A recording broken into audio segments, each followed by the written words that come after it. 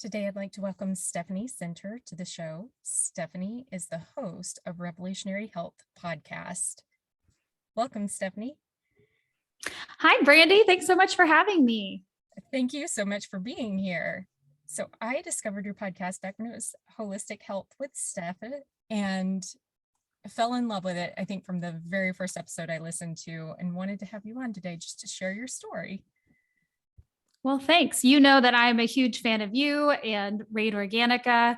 I've even got your products right here with me because I think what you're doing is amazing, and any opportunity to support you in what you do, I'm on board for. Well, thank you so much. Can you share just a little bit of your backstory about how you got into this non-toxic lifestyle that you're living? Goodness, where to begin? The common saying, from your mess comes your message. I worked as an occupational therapist in a traditional medicine setting for, almost a decade, mainly in acute care, but also in skilled nursing. And it took me being sick to recognize that the system was, I don't want to say broken, that's kind of a dramatic term, but maybe had opportunities for improvement because it didn't help me get better. I had a black mold exposure and I got really, really sick. And the thing about mold, your doctor doesn't think to test you for it on maybe your first, second, or 17th visit. And so I saw, in the double digits in terms of number of physicians that I saw, specialists, and none of them talk to each other either, which is problematic.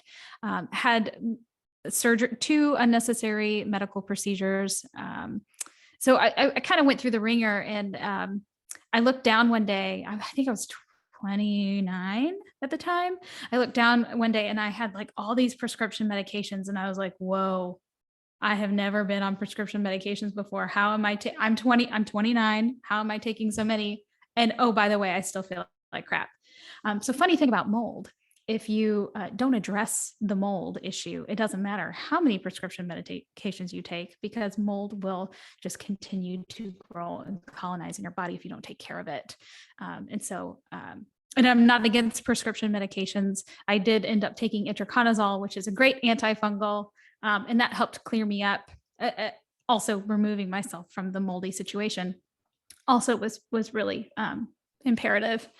But so I was forced into this. That's how I got into non-toxic living. I was forced into this because I got sick. And I think there's another saying, like, if you don't, I'm going to butcher it, but something about like, if you don't address your health, you'll have to manage your disease later. And so I was in that part of health. And I was so young. I was in my 20s. I was like, this cannot be what the future has in store for me. So I had to take really dramatic action and change my life. And that's when I started studying and learning about toxins. And the more I learned, the more I was like, wow, everybody should know this. This should be common knowledge. So that's when I started emailing out. I send out weekly swaps where I talk about common toxins found in just an everyday use item. And then I talk about maybe some healthier alternatives. And the purpose of that is twofold: to make you and I healthier, but also the environment. So, because I don't think that we can be healthy on a sick planet. Totally agree with you there. So when it comes to mold, so are the symptoms kind of similar for everyone, or does it differ is it very individualistic? And then how do you go about curing yourself of mold? And is it possible to completely eliminate in your body, or is it just something that you control? Oh, those are great questions. I think what makes mold so challenging is that it can look different in different people. My personal theory, and I don't have research articles to back this up, my personal theory is that mold attacks you where you're weakest. So for me, my symptoms were all GI related. My husband, who lived in the same house as me, exposed to the same mold, he had completely different symptoms, and his were not as severe. And so, that we had the same exposure, but different responses. And and I think that because there's no one set of symptoms, I mean, I questioned my doctor when she said, well, let's test you for mold. Because I was like, I'm not having respiratory issues. I'm breathing just fine.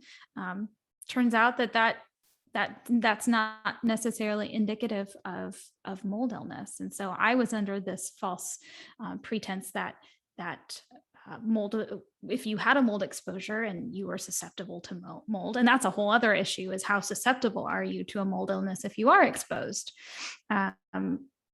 I just assumed that it would be respiratory, and for me, it was not.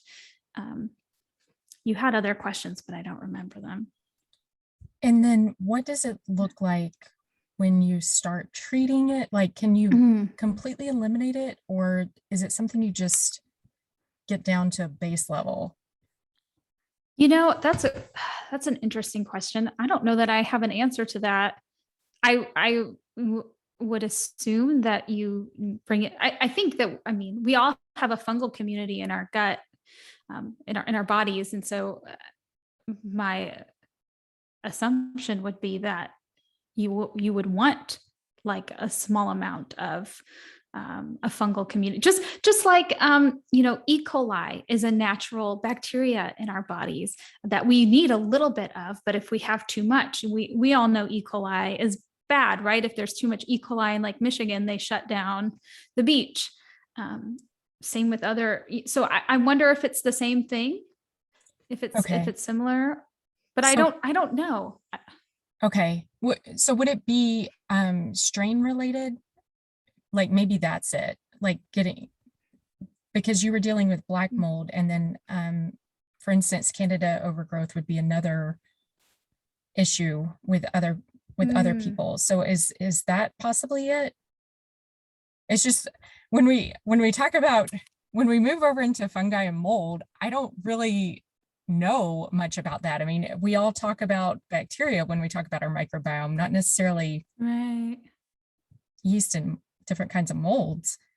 Yeah. And they are. So I just interviewed Dr. Mahamud Ghanum. He is coined as the Dr. Mycobiome. He coined the term for the fungal community in the gut. And I learned so much from him about just in terms of like, if you're trying to balance your fungal community in your gut, it doesn't take as much time because your fungal community is more responsive than your bacterial community. It takes longer to balance your gut microbes than it does the fungi. Fungi. And so I thought I never know how to pronounce. I'm just going to say it both ways, and y'all can decide which way you want it to be. But you're right. I had black mold exposure. I had specifically, I had satrotoxin and T-toxin 2 and Stachybotrys. I always want to say boitrous, but that's another one you can decide how it's pronouncing, listener. But I also was positive for vomitoxin, which is you get that from moldy wheat, moldy corn. And this was back before I really was monitoring, was my corn organic, was my wheat organic. And so I thought that was really interesting. So I was positive for a bunch of different types of mold. And I kind of, as far as treating it, my husband and I switched to an organic diet. We bought a Berkey filter that filtered out, it had 2 charcoal filters and a fluoride filter. We did different like herbal tinctures to kind of help with mold. And then we did the medication itraconazole, which is, I actually tried both. I tried nystatin, which targets the gut because that's where my symptoms were, the gut. And I also did itraconazole. So it kind of, and I'm really passionate about, being open-minded. I feel like, especially right now in this time, we're in this like polarization, this us versus them mentality. And I think that that's really detrimental to society. And I feel like we don't see each other as humans right now. And I think, so I'm really for knowing all of my options. What, traditional medicine has a value in it. Functional medicine has value. Ayurveda has value. All of these different areas of achieving health and wellness all bring something to the table. And so I want my toolkit to be full of, something from each of them, so that, when I'm not responding to a treatment, or I'm not responding, I have something else to pull from and kind of use and try out. So and that's part of my message is about being open-minded and not closing yourself off to other opportunities because you want to be in one camp or the other. I think that is harmful thinking. So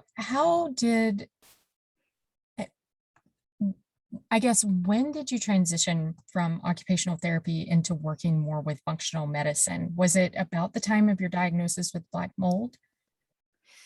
No, I pursued traditional medicine for about a year and a half after I was exposed. So I went about a year and a half without knowing I had mold and just trying to figure things out and get better.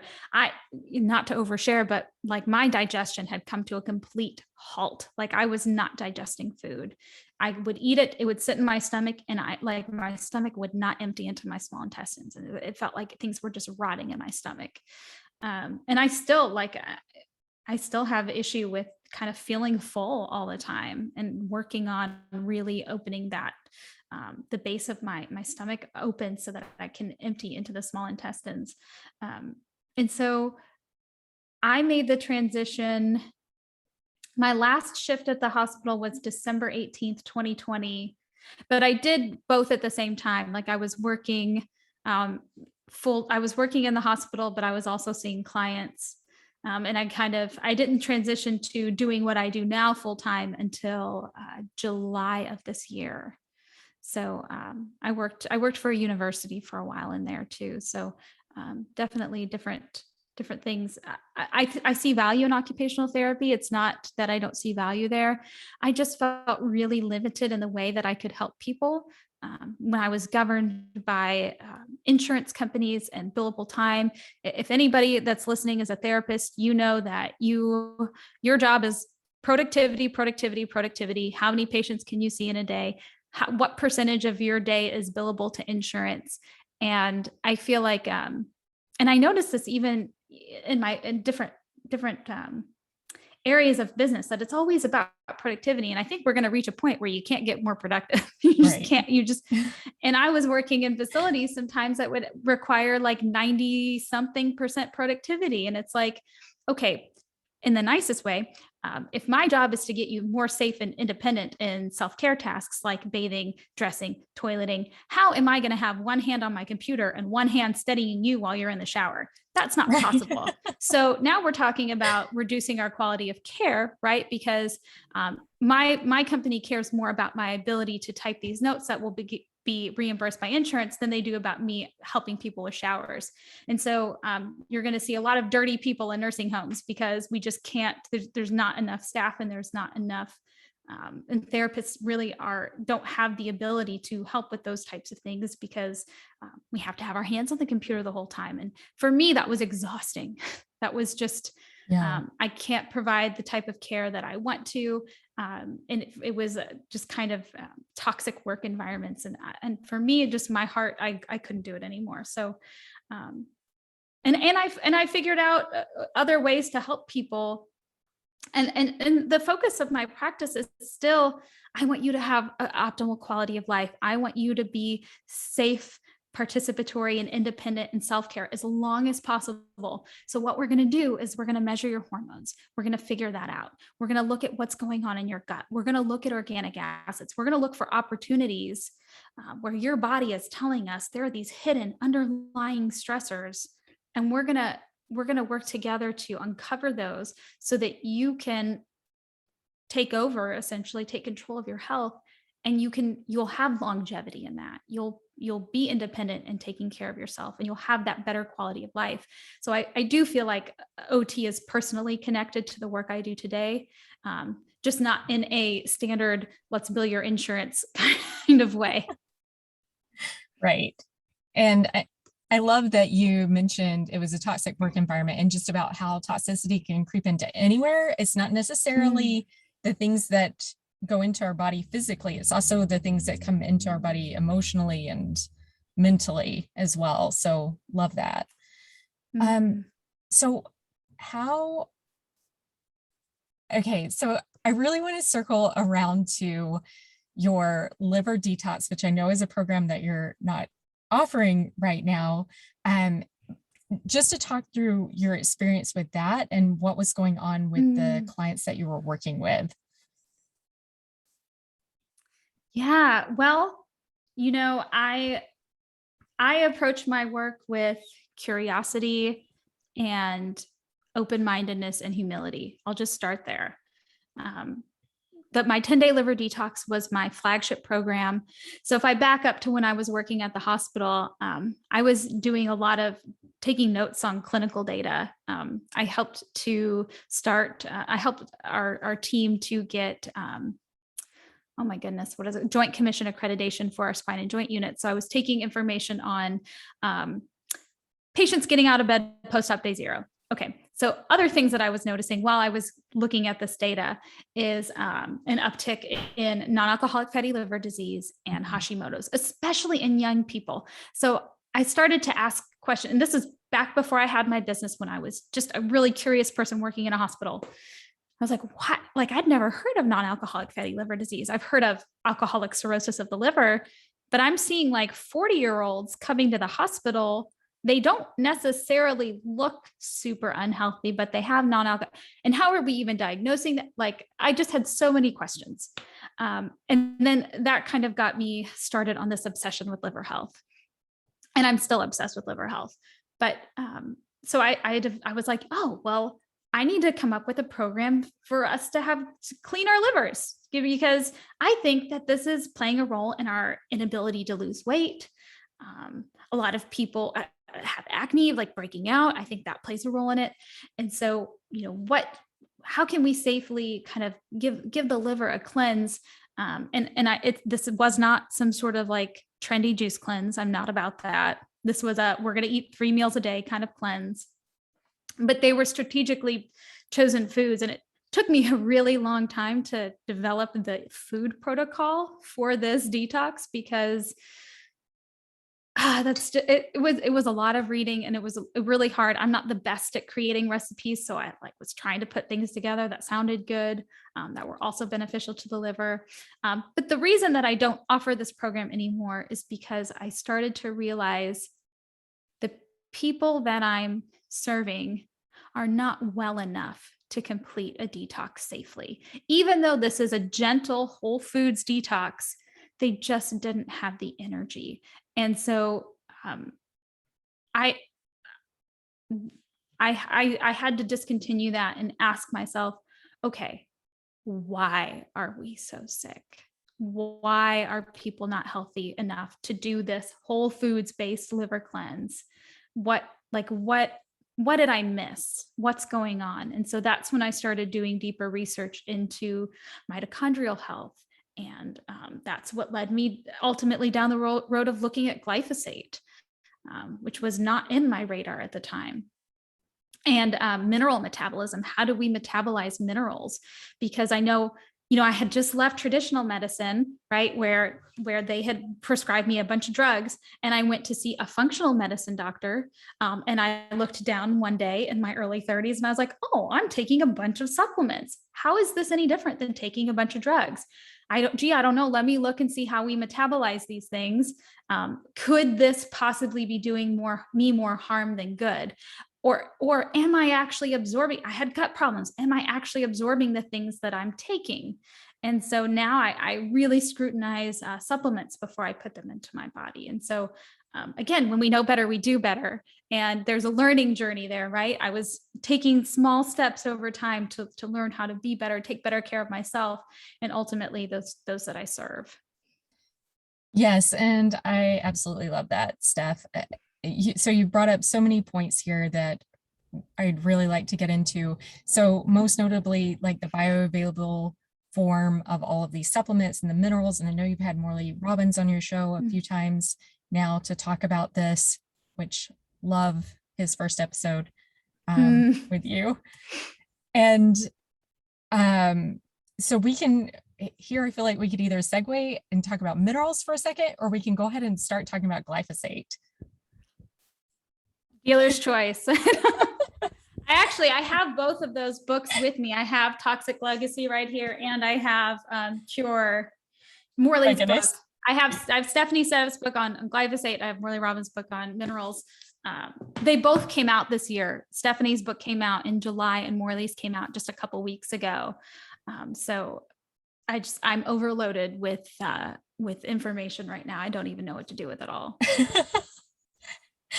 All right, let's talk about glyphosate. Okay. So you'd mentioned that you went full organic for like a year and a half in your diet also as part of this healing process. So can you just talk about that? Talk about like why it's so important and what we're missing on this whole going organic? So I know that a lot of folks are resistant to organic food because of the price tag. However, I would argue that it's more cost effective to buy organic because you're getting more nutrient dense food. You're getting more bang for your buck. The organic apple that you eat is going to be more nutrient dense than the inorganic apple, simply because it wasn't sprayed with any pesticides, any herbicides, anything that's going to kill the beneficial bacteria in the soil. And so that is my plea. That is my call to action in this podcast is if you can, please eat organic food. If you're not able to eat all organic, follow the environmental working groups, Dirty Dozen, Clean 15, to at least shop smarter. I say from experience, I went a year and a half, like I said, without eating any. I didn't go out to eat. I didn't eat at a friend's house. I even had like conferences and seminars that I attended, and I brought all my own stuff because I was on a path to take control of my health. Dang it. And like I was going to succeed. And I will say eating organic food made a profound difference in the way I felt. So I know that the science about glyphosate is controversial, but I do think there is something to be said about eating organic food. And I can just speak, for myself and my own experience that it made a big difference in my life. And that's a simple change. Yeah. And when it comes to eating organic, the thing that I think most of us don't think about are the flours and the oats and the plant-based milks that we're drinking. So can you just talk about how glyphosate is used as a desiccant on these grain crops?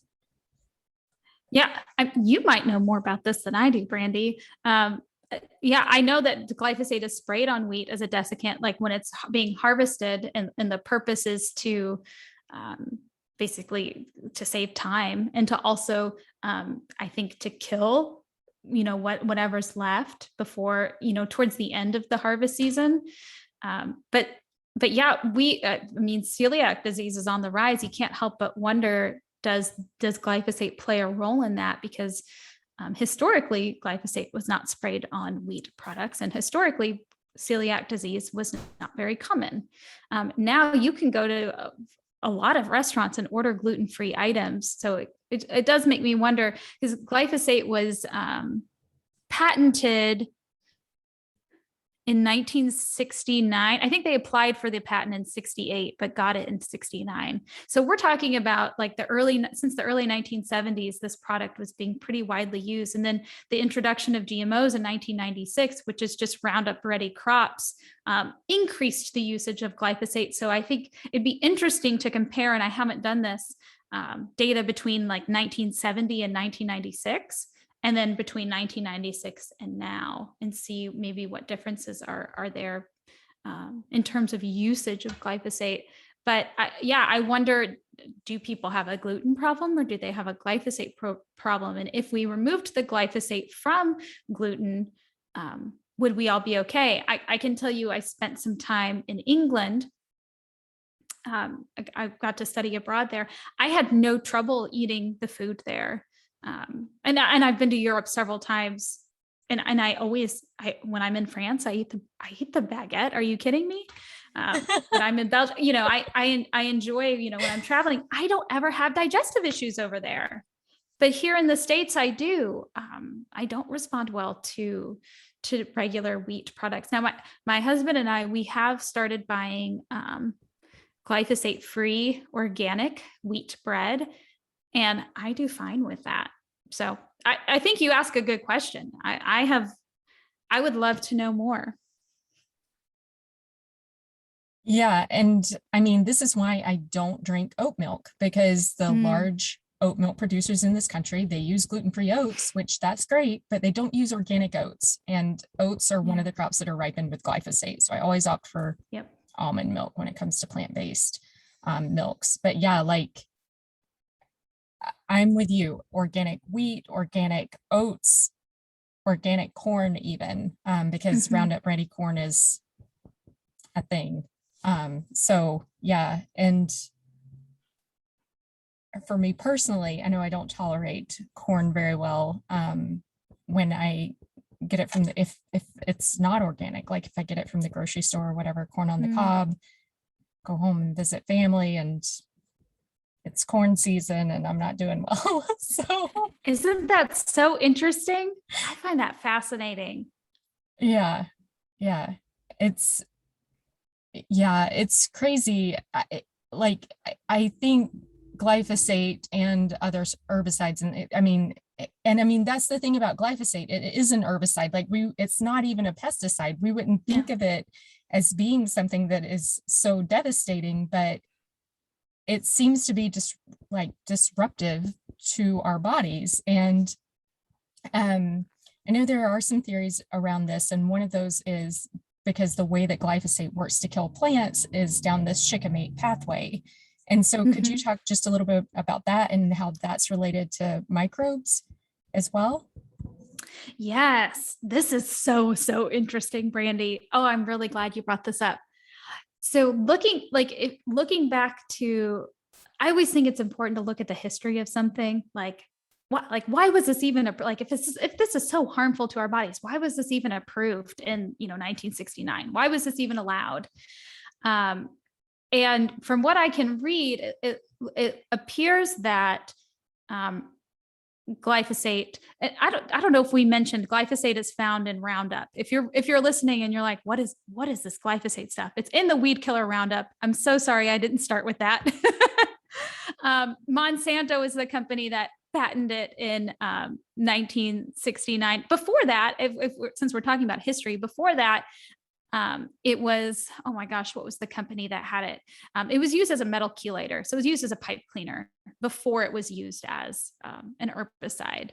And then in 2001, since we're keeping score, it was patented as an antibiotic. Why? Because it kills bacteria. And we'll get to that. So I think that the reason it was originally patented as okay use and not harmful to humans is for the reason you just said, that it attacks the shikimate pathways in plants, and humans do not have shikimate pathways in our cells. We do not have that. So I understand why they approved it. Oh yeah, it looks safe. Well, turns out that our gut microbes do have shikimate pathways. And so that's why we have this generation of digestive issues and gut problems. And that kind of leads us into questions about neurological diseases, because we know the gut and the brain are connected. And there's some interesting theories about that. But here's what I think is really interesting. Because, I got into this because of mold, right? So I'm going to look at the fungal community in the gut. Well, it turns out that glyphosate really heavily targets the shikimate pathway in lactobacillus and bifidobacteria. And those two bacteria are really responsible for balancing our fungal community in our gut. And so then I have to ask the question, and I don't know if any researcher has asked this question, so I don't know if there's an answer to this, but could glyphosate potentially play a role in our susceptibility to mold illness? I think that potentially the answer could be yes, because if we don't have these, and one of the things I measure in my clinic is lactobacillus and bifidobacteria. So I do stool samples of my clients that I work with, And I looked, what are your colonies like? What do they look like? I can measure how much of each of these bacteria are present. And it's really interesting to see low counts of lactobacillus and bifidobacteria. And then you see things like Provotella increased, which is a potential autoimmune marker. And there's a connection there between those bacteria and balancing the fungal community. So I think this is what we're learning about this product is like really fascinating, and it just makes me have more questions. But I think that glyphosate is playing a role in why we all have what's called gut dysbiosis, an imbalance of good and opportunistic gut bacteria, because glyphosate just happens to be targeting some of our good gut bugs. So, yeah. Yeah. So love that answer. Totally agree with you there. Let's see, there was something that came up. It just brought back the link between what you said earlier about liver health. I don't know what spurred me to think of this, but between what liver health and acne, and then also I think because I was wondering about leaky gut with the lower levels of these two strains of bacteria. Yeah. So there's a lot of literature out there, and you've probably read some of this about the relationship between glyphosate and leaky gut. So one of the things that I measure for in clinic is I measure for a protein called zonulin, which is the protein that binds the tight junctions of the gut lining.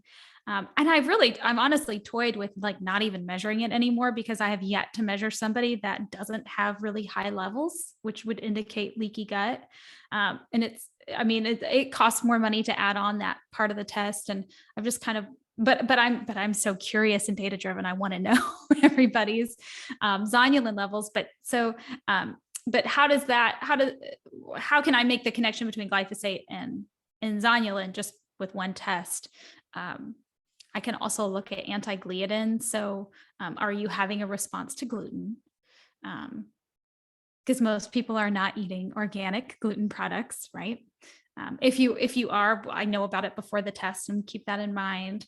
And then we look at your good and opportunistic gut bacteria. And I feel like, this is really telling a story, and everything seems to be correlating. And I know you can't imply causation from correlation, right?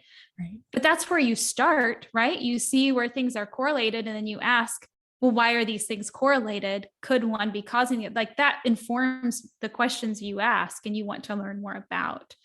And so I think,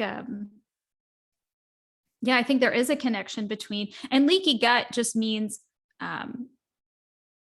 like your gut is leaking. Like if you want to picture little holes, you can picture little holes. It just means that that barrier, that one cell thick barrier that holds the contents in your intestines is broken. It's loose. And when the contents in your intestines can leak into the bloodstream, that becomes really problematic, because that will activate your immune system because it doesn't belong there. Could that potentially be playing a role in autoimmune diseases? I think so. If we're attacking something in your bloodstream because it doesn't belong there, could your immune system get confused and attack it in your gut? Maybe.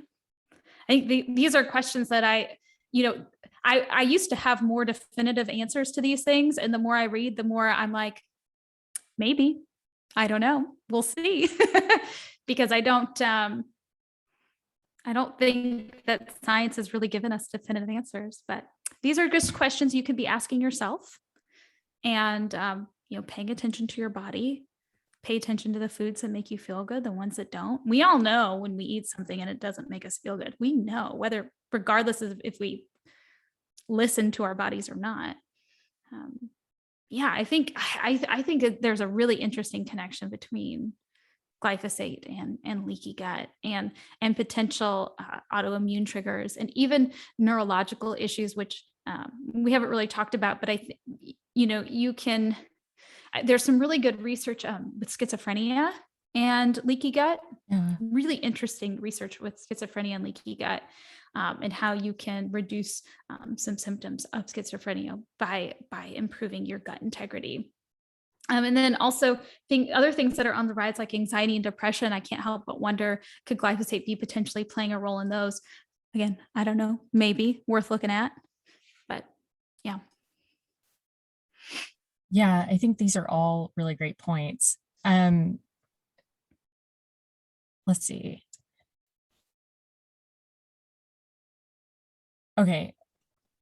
When it comes to glyphosate, like, is there anything else we haven't covered in this part of the conversation?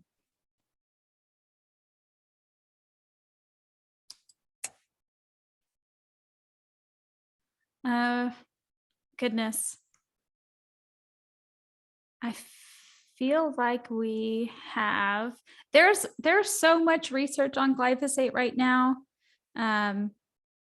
Well, and maybe this would be a good time to mention about how many countries are looking to ban it and how many, because it has already been banned, and it's a country that I can't remember who it is. I want to say it's like Sri Lanka or something, like a country you wouldn't think of would be the first to ban it, and they've already banned it. And then also just the number of lawsuits against it now Bayer that have been awarded due to non-Hodgkin's lymphoma. Yeah, that's really interesting. Didn't Bayer buy Monsanto because of all the lawsuits? Because Bayer was a bigger company. See, did that play a role? I thought Bayer just bought glyphosate from Monsanto. I didn't think Bayer bought out Monsanto. Oh goodness. This was in, I want to say this was back in 2016. I think that's right. I'm still really confused. And then I think the first big lawsuit, I want to say, was 2018, where a man in California was awarded, a gardener was awarded a massive amount for non-Hodgkin's lymphoma. I think that poor guy, I think he died like right after I'm pretty sure he died back in 2018, but anyways, and then there's been nothing but legal stuff ever since. Right. And now that class action lawsuit. Yeah. Well, I know I keep saying this, but it's so interesting. I love being like a silent lurker sometimes and an observer and just kind of reading going, that's interesting. So Bayer is a German pharmaceutical company. And since they have bought glyphosate, I know that Germany and Austria are both banning glyphosate, the use of glyphosate. And I want to say that the date is like 2023 or 2024. Don't quote me on that. Somewhere in there that they need to get glyphosate off the shelves. And Mexico, surprisingly, made a decision before the United States did. And I like, so when you're grocery shopping in the future, products from Mexico will be safer than products from the United States, potentially, because they will not be using glyphosate anymore. But as they're removing products off the shelf, you have to ask yourself, okay, well, like, what are they going to make next? Because we know that this big company is going to have an alternative, right? If they're going to take something off the shelves, you best believe they're going to replace it with something else. So it'd be interesting to see. The new product is called Liberty Link, and it'll be interesting to see what new set of issues that brings whilst glyphosate is lingering, because we know glyphosate has a long shelf life. Like there are tons of studies that look at soil health over time, especially after the removal of glyphosate on that soil, and it takes years to get that soil back and healthy again. Yeah. So we know the lingering effects. There are really interesting generational studies. These are all in rats, I believe. The one that I'm thinking of right now, there was a study, I want to say this was like in 2019 out of Washington State, where they were giving rats like half of the NOL limit of glyphosate. So NOL is no observed adverse event level. And so you best be assured that's under the well below the EPA recommended level, which is scary, right? Because we talked about how it's not necessarily dose dependent. Dose, or maybe we didn't talk about that. Dose doesn't make the poison with glyphosate, which is one thing that is concerning about it. But generationally speaking, you give a rat glyphosate, and then you look at that rat's babies, and then that rat's grandbabies, and you see second and third generational issues, a lot of kidney disease, obesity, and then a lot of mortality, a lot of death in the second and third generation who were exposed to glyphosate because the grandmother was exposed, if that makes sense. It's not like they weren't giving the second and third generation rats glyphosate. So it's called germline theory. So it's just really interesting to see the lasting effects. So while we're removing glyphosate off the shelves and we're replacing it with this new product, could we potentially be giving ourselves new issues while we're still dealing with the consequences of the glyphosate issue at the same time? And what kind of impact is that going to have on our society at large? And yeah, I don't know. It's real interesting. Yeah. Yeah, it is. So with non-alcoholic fatty liver disease, is glyphosate, I guess, are you thinking that it's one of the key culprits, or is it all of the other stuff that's going on as well? Like whatever else might be causing, Yeah. that just like us to have just a more toxic load? I don't have an answer to that. I would think that it's not just glyphosate. I would think it's a cumulative effect of, I mean, we have, I have Dr. Ailey Cohen's book around here somewhere too, where she talks about the number of chemicals that are introduced to the world every year. Yeah. And they're not regulated by anybody. And so like, I don't think we could perfectly isolate glyphosate from all of these other toxins that we're being exposed to. So I don't know if that's even a fair question to ask, because we can't pick and choose what's in the air we breathe. But I don't know. I think that it's probably there are a lot of things that are playing a role. And you know, I think the liver is just unfortunately targeted because that's the organ that detoxifies us, that processes our toxins. And so I think it's the coolest organ because it's the only organ in your body that you can cut off a piece and it'll grow back. Try cutting off your thumb. That's not going to grow back. So I think it's just a really cool organ. But I did read somewhere, this was when I first started getting into this, that we are exposed to more toxins, like environmental toxins in a month than our grandparents were in their lifetime. That really just like was a gut punch to me to read that. And after reading a lot of books about toxins, a lot of books about toxins, I believe that. I think that we don't have a really good system in place we don't have a checks and balances for introducing chemicals into the world. I just, not to get off topic, but I just listened to the Mark Zuckerberg's Meta, however you say that, metaverse video yesterday. And he was talking about, all the systems, the checks and balances that need to come into place before they can launch something like this. And it's like, I wish that thinking were applied to chemicals and toxins that we use, because we're just dealing with the consequences of those now. But if we had really thought ahead, and I don't blame anybody, but I don't think that the people that created bisphenol A, I don't think that they thought, oh, we're going to cause a lot of cancer in people. This will be great. I don't think that those were, and I don't even think the creators of glyphosate had bad intentions. I don't think the intentions were at all malicious, but I think we just didn't put enough care and consideration into the possibilities when it comes to chemicals that we breathe, put on our skin, inhale, drink, eat, and that they have potentially a cumulative effect when our livers can't keep up with processing them and synthesizing them. Yeah. I've got a couple more one question is related to back to mitochondrial health and improving that energy level. So is that how you're working with clients today also, just to kind of help boost their overall energy and so that Yeah. they're nourished enough to undergo a detox? Sorry, I'm thinking of how I want to answer this. That's a really good question. Um, I think that for me, what I've kind of come to figure out or believe, and this is what I believe now, this could change in the future, but I'm sort of this mindset now that the root, so I'll just say this, every single woman that works with me complains about not having enough energy to get through the day. So that low to no energy was a common denominator. It was a recurring theme.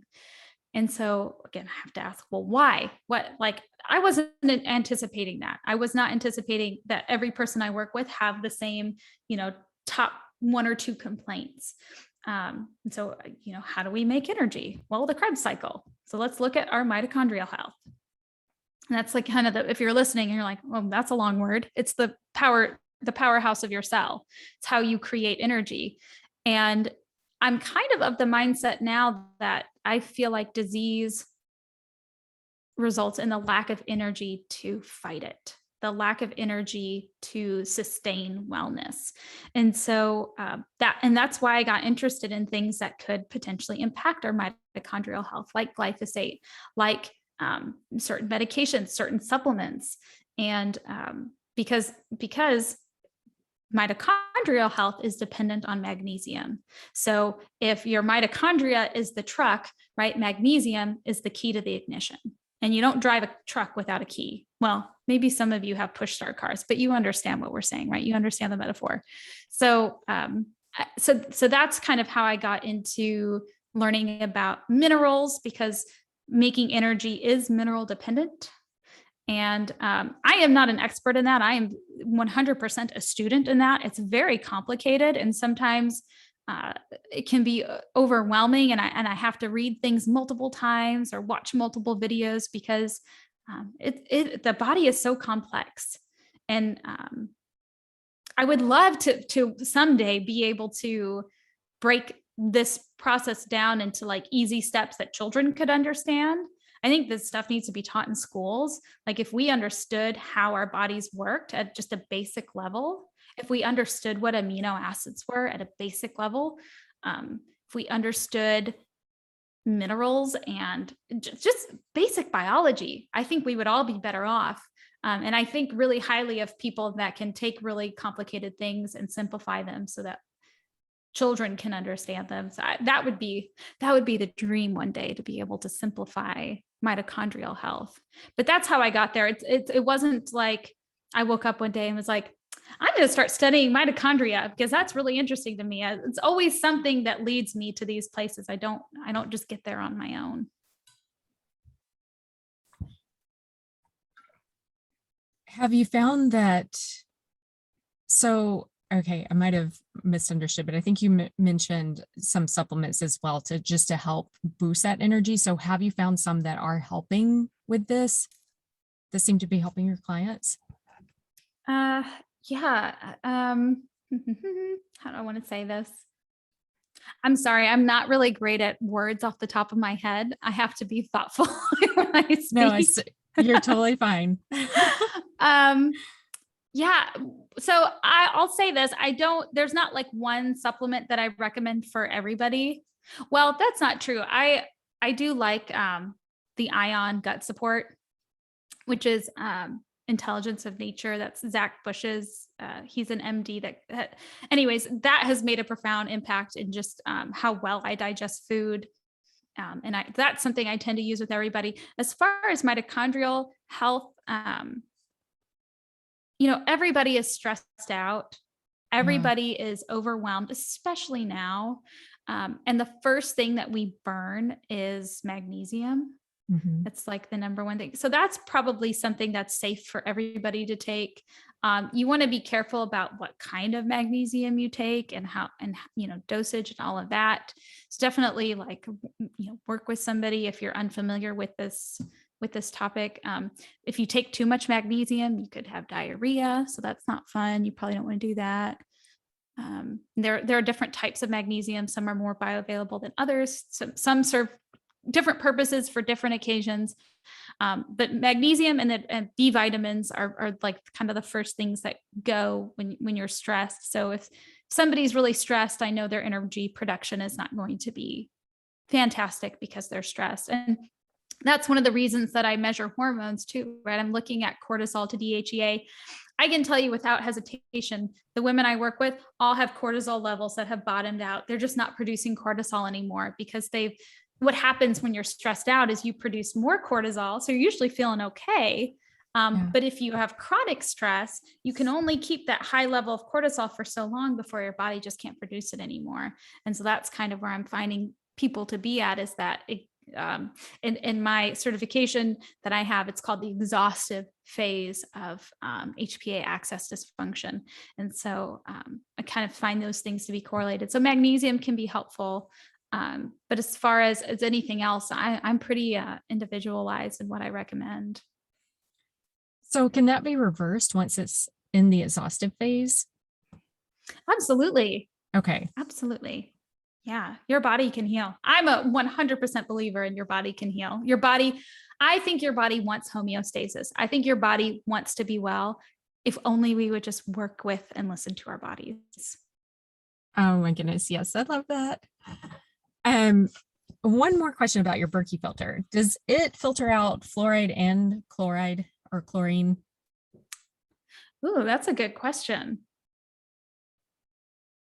I told you random off the wall question. Yeah. Well, I don't want to give you an answer that's wrong. So let me email you the answer, and you can include it in your intro or outro or something. Okay. I want to say it does. Like the Berkey was the best one that I could find on the market. So yeah, don't quote me on it though. Okay. All right. Yeah, just thinking about maybe that impacting. Well, I'm sure it does a great job about filtering out some of the like carbon compounds and probably glyphosate and other things like that. But just wondering about for thyroid health as well with the chloride and the chlorine and the fluoride. I mean, so I do not have the chemistry background that you have, but I do know about halogens, and I know that they're bad for our thyroid because iodine, right? Our thyroid relies on iodine, and like bromine, fluorine, chlorine, like they all compete with iodine, right, correct? Right. And they usually win. Yeah. So I'm like tempted to just Google this. Berkey filter chloride.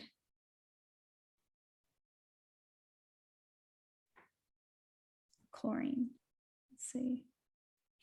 Yes, it does. Okay, so it filters out chlorine. Does it say does. anything about fluoride?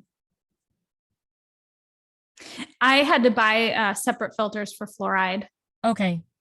Yeah. All right, so cool. So it doesn't come with fluoride, but it's only, I think it was $45 for the fluoride filters. And you just replace them every 2 years. So I didn't think that was too bad for drinking water. And we bought the Berkey when we lived in an apartment. We live in a house now, and here, this is hard. Like, so if you're listening and you know of a great home filtration, please reach out to me because I'm in the market. I have interviewed so many companies, and they're all so salesy, and they're quick to give you stats on, X, Y, and Z, but nobody can answer my questions that I have. They all kind of like reroute, and it's just so frustrating. Who would have thought that getting, clean filtered water for your home would be such a chore? But that has been really challenging for me to find. And I've been leaning away from reverse osmosis just because of the waste. that's involved in that. So because I think for like every gallon of water, I can't remember how much water we waste just to make a gallon of water, but it was enough for me to go, well, I don't know. I don't know about that. Plus it's super, super expensive, like just to get for one faucet. You wouldn't be able to get it for your whole home. So that's a really hard topic to navigate, getting a good. So I've been in this home for like 6 months now, and I'm still using my Berkey filter because I haven't made a decision yet. Okay.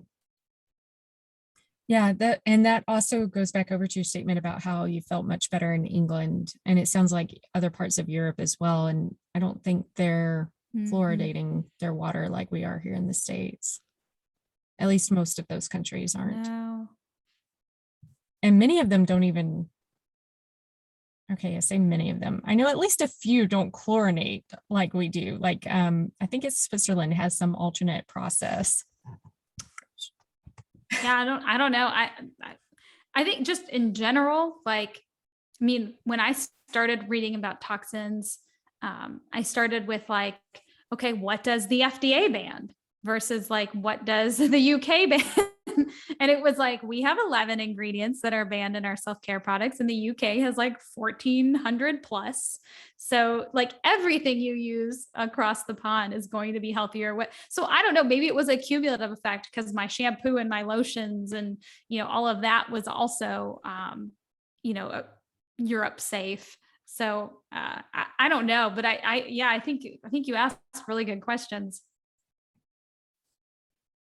Yeah, well, I so appreciate your time in talking through toxins and talking, like going into detail in some of these.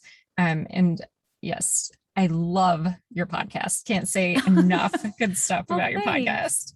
I appreciate it. You're going to come on soon. I think your episode airs later this month, so that'll be exciting.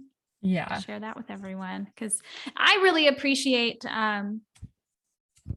just I've never met somebody who is like I consider you a chemist because of your extreme knowledge on all things chemistry.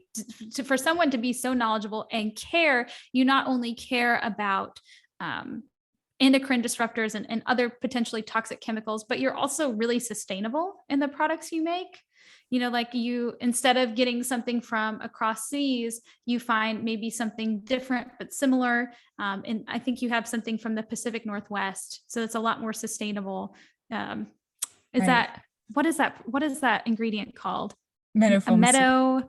Meadowfoam Yes. seed oil. Yeah. Yes. So I love that about you because I feel, well, I trust your judgment, and I feel confident and comfortable and safe in recommending your products to the people that I work with because I know the care and consideration that you're putting into creating things that are going to make people healthier and the world a better place. And so I just have a lot of respect for you and what you do. And you have a really cool story yourself. Well, the feeling is mutual, Steph, because I think you're doing great work and bringing so much information and so many great guests onto your show. So I appreciate what you're doing. And of course, I appreciate that you're an advocate for Rain Organica. Absolutely. I've got it right here. Is there anything that we haven't talked about yet that you would like to mention? I will close with this. If you are listening and you have had health concern, like you have had chronic health issues, like my best advice for you is to never stop advocating for yourself. And I'm saying this to you now because I wish somebody would have said this to me, because I struggled for so long and I didn't need to. So the reason that I share my weekly swaps, the reason that I have this podcast, the reason that I'm constantly, infiltrating people with information is because I wish those things were there for me and I wouldn't have suffered as long. I don't think that it's necessary to suffer. And so if you go to your doctor and you feel like you're brushed off, find another doctor. Find somebody that'll listen to you because your health concerns are valid. And just because something's common doesn't mean it's normal. Okay, that's it for me. Oh my goodness. Such a great note to end on. Thank you so much for sharing. Thank you so Thanks, much for your Brandy. It was so time. fun. It's fun to just catch up with you. So Yeah. thanks.